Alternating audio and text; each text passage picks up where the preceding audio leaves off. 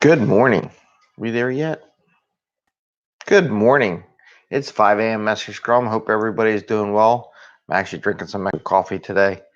Put my cinnamon in there because it's kind of hot, sweaty out here, and glasses are foggy. It's supposed to go up to 90. I guess summer's trying to rear its head back here on the East Coast, so it's going to be warm. Kids get to wear their shorts to school today. So good morning. Hope everybody's having a good week. It's Wednesday. I get to teach a offshore class on my playbook later today. My name is Greg Mester. Welcome to 5 a.m. Mester Scrum. Hope everybody's having I think I already said that, didn't I? Yeah, it's 5. It is 5:29. We're doing this. We got to do this earlier, but I was reading some stuff, looking at what's going on.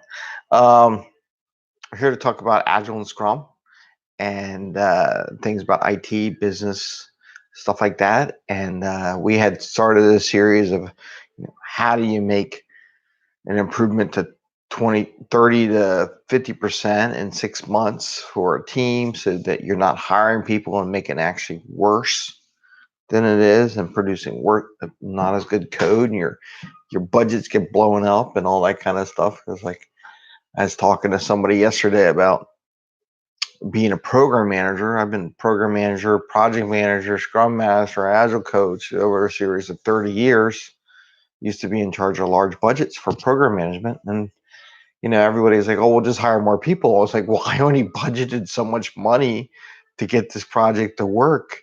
You hire more people, you plan for, a year with, let's say, 20 people. I'm just picking a number, 20 people. And for that year, you 20 people, but then halfway through it, you decide you need another 10 people or double the number of people because your output, your budget for the year is now like September, right? So you lost like 4 months of budget because you just blew it up on hiring all these people. So would it make more sense just to improve the productivity of the people you have in place than it is to hire more, give them less time, therefore giving stress to the organization to get something delivered in the manner and the timing that you all came up with? So this is why I'm sharing this activity with Agile and Scrum and how to do this and improve process. So we just did this one little thing, and we'll do other things as we go. It takes a lot of work to make this happen. It's not as easy. You go to the class, they tell you this, this, and this, and I'm giving you some tactical stuff and some practical guides and tips on how to get things going to where you need to be. But it does take a lot of legwork. For example, the last place I was at and the place I'm doing, I have implemented like an coach's corner weekly email where I talk about a couple different items, and it's very casual. It's not very formal like some places, right? But it's very casual. Agile coach to people in the group and just saying, here's some things about Agile to think about. Here are some things we're working on. I usually, based on some of the questions and things I see with my teams, I'll put a little section at the top that talks about Agile tips, like where they need help with or what I've seen or questions that have been asked. And then I put in stuff about Jira, maybe something from the playbook, just little snippets about different things. And the latest one was just closing sprints. So there was a whole theme in the message from different areas. And I'll be honest with you, if I had access to YouTube and things like that in the office, I would actually put little YouTube snippets or links to videos online, because like videos like this that I got to make microcontent reminds me. Anyway, so we're already 4:20 into the 15 minutes, and I'm just jibber jabbering. It's what happens when you do 5 a.m. Mester Scrum.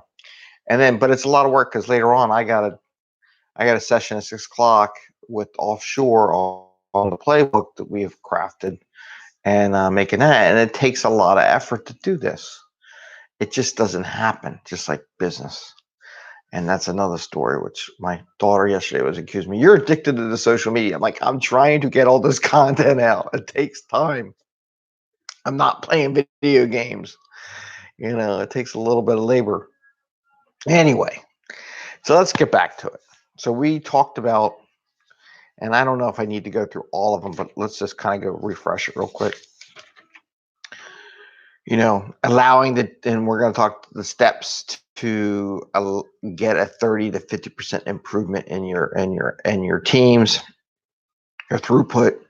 Allowing a team to get a manageable backlog, right? Don't let them overcommit. Testing work in a sprint, right? A good communication software like Slack.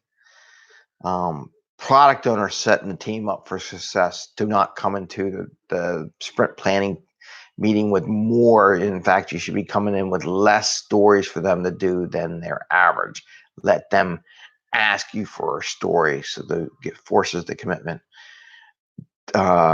Definition ready, right? So that the stories are ready. We are trying to sprint. It's ready, set, go, right? It's ready, set, go in a race, right? And that's what they do, and they shoot a little gun off. And then number 6, definition of done. So we talked about those 6 things, and I got 2 more today. I have a 6A because remember yesterday I mentioned 6A. So 6A is the product owner being available. What you don't want in the organization is a product owner who's not available to the team. And I've seen that also, where they're only available once a month or something crazy. You need a product owner or someone who's going to improve and accept the work available pretty much on a regular basis. Now, they don't necessarily, it'd be great if they're there the whole time. I'm saying that's awesome, but I'm talking practicality here, right? It doesn't always happen.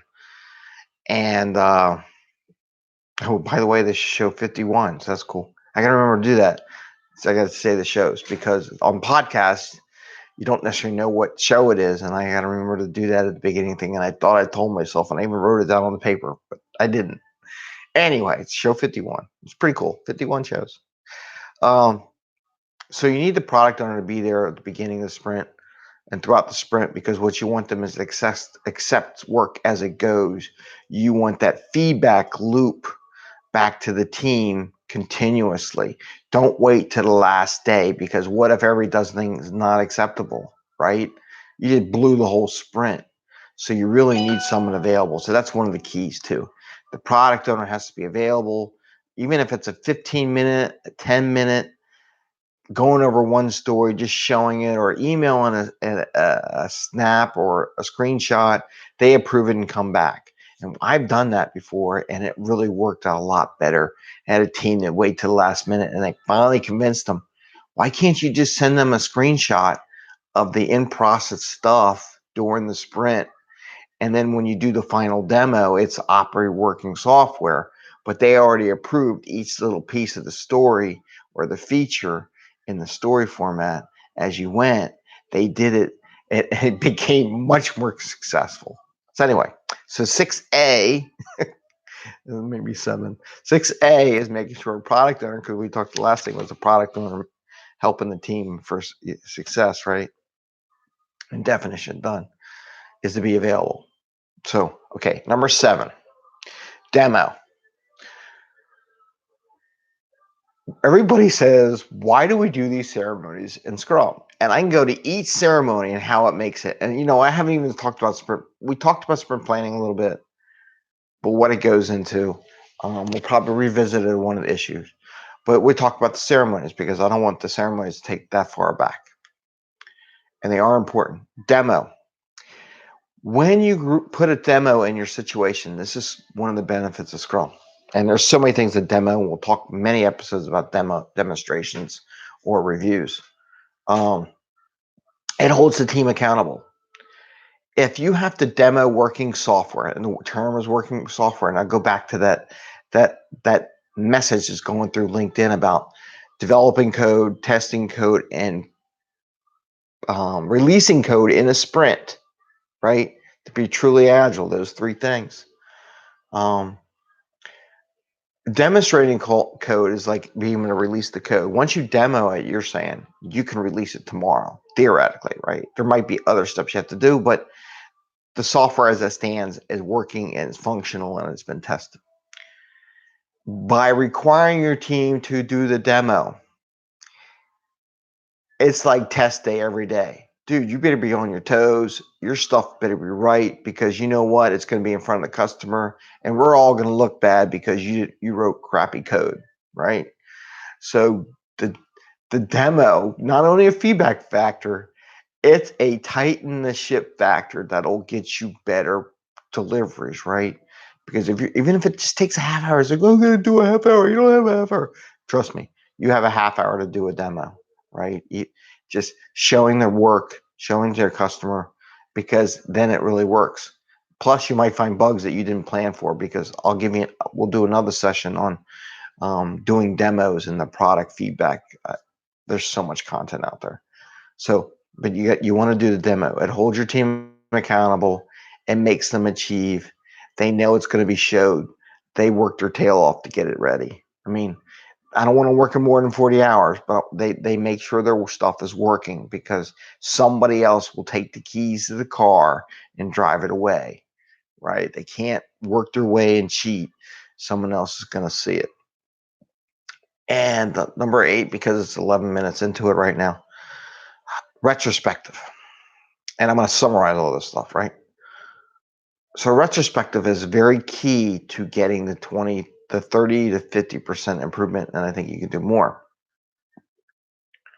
All we're looking for retrospective is a little bit improvement, 1 to 2%.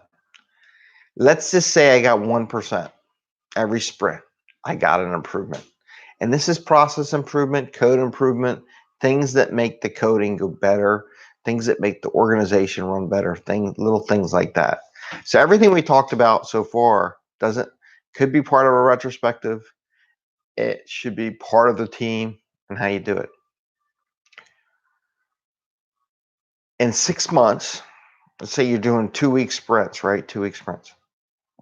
So in 6 months, you theoretically have 12 sprints. If you just got 1% improvement due to the retrospective, that is a 12% improvement in your process right there. Little tiny things, whether it be refactoring code, because once you refactor the code runs faster, the tests run better.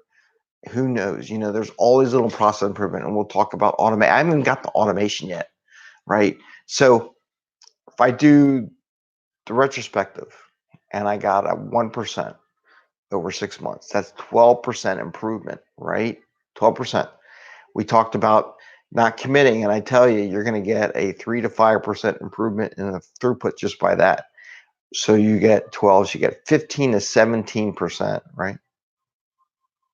Yeah. 14 to 17% improvement just on those two things alone. The other stuff will help you organize your thoughts and be very thorough in getting what you got done and everybody on the same page. And I haven't got to the end yet, right? So this is bare bones minimum stuff, right?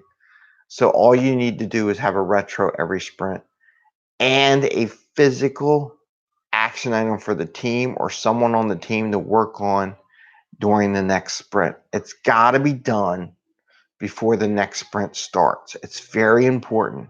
So many teams will do the retro after sprint planning, which is wrong, okay? You need to do the retro before sprint planning so you can identify something you want to work on and put it in the backlog, the sprint backlog for the next sprint. It's very important. Now, these 8 things plus a 6A for PO being available will get you going into getting the 30 to 50% improvement.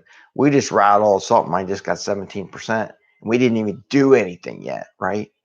I mean, seriously, that little stuff, we didn't do anything, and we'll get you, between 14 and 17% improvement just by doing those things we talked about so far. Have we done anything? No. We're organizing the process.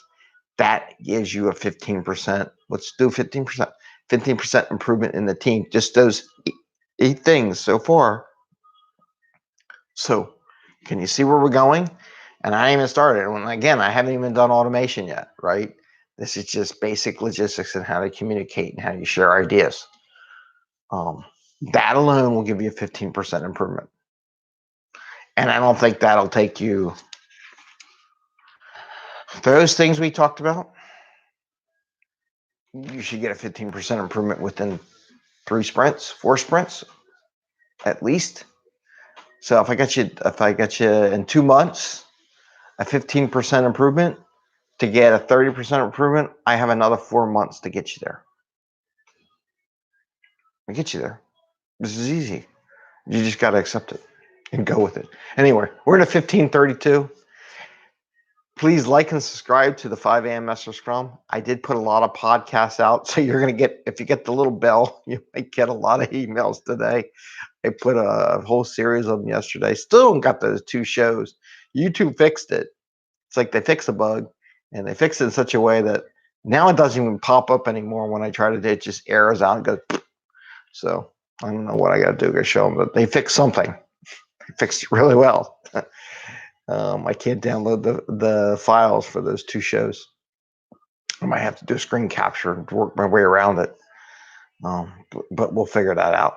Anyway, have fun today. It is Wednesday. I got to go teach a class in 15 minutes with offshore. And you guys are having an awesome day.